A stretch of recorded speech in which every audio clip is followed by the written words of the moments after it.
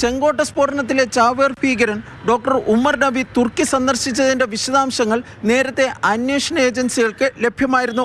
തുർക്കി സന്ദർശനത്തിനിടയിലാണ് ഉമർ നബി സിറിയൻ ഭീകരനുമായി കൂടിക്കാഴ്ച നടത്തിയത്. ഉമർ നബിക്കൊപ്പം മറ്റ് 2 ജെയ്ഷെ മുഹമ്മദ് ഭീകരരും തുർക്കിയിലെത്തിയിരുന്നു. 2022 ഉമർ നബിയുടെ തുർക്കി സന്ദർശനം. 20 ദിവസത്തോളം ഈ 3 ഭീകരരും തുർക്കിയിൽ തങ്ങിയിരുന്നു. സിറിയൻ ഭീകരനുമായി നടത്തിയ കൂടിക്കാഴ്ചയിൽ എന്തൊക്കെ വിഷയങ്ങൾ ചർച്ച ചെയ്തു എന്നതിനെ സംബന്ധിച്ച് NIA വിശദമായ അന്വേഷണം ആരംഭിച്ചിട്ടുണ്ട്. നിലവിൽ ജമ്മുകാശ്മീർ പോലീസിന്റെ കസ്റ്റഡിയിലുള്ള ചിലരെ ഇതുമായി ബന്ധപ്പെട്ട് വിശദമായി ചോദ്യം ചെയ്യുവാനാണ് NIAയുടെ തീരുമാനം.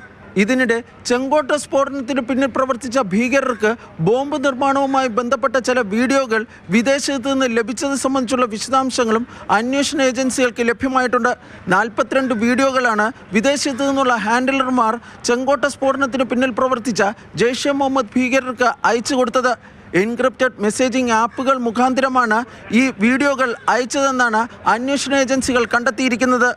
ഇതിനിടെ അൽഫലാഖ് സർവകലാശാല കേന്ദ്രീകരിച്ച് ഭീകരർ രൂപം നൽകിയിരുന്ന ചില പദ്ധതികളെ സംബന്ധിച്ച നിർണായക വിവരങ്ങൾ ഉത്തർപ്രദേശ് ATSന് ലഭിച്ചു. ഡോക്ടർ ഷാഹിൻ ഷാഹിദിൻ്റെ നേതൃത്വത്തിൽ ഭീകരപ്രവർത്തനങ്ങൾക്കായി ഡോക്ടർമാരുടെ ചെറിയ സംഘങ്ങൾ രൂപം നൽകുന്നതിനുള്ള പദ്ധതിയായിരുന്നു തയ്യാറായിരുന്നത്. അൽഫലാഖ് സർവകലാശാല ഭീകരരുടെ ഹബ്ബായി എങ്ങനെ മാറി എന്നതിനെ സംബന്ധിച്ച് പരിശോധിക്കുന്നതിന് പ്രത്യേക SITക്ക് ഫരീദാബാദ് പോലീസ് കമ്മീഷണർ രൂപം നൽകുകയും ചെയ്തു. B. ബാലഗോപാൽ, മാതൃഭൂമി ന്യൂസ്, ഡൽഹി.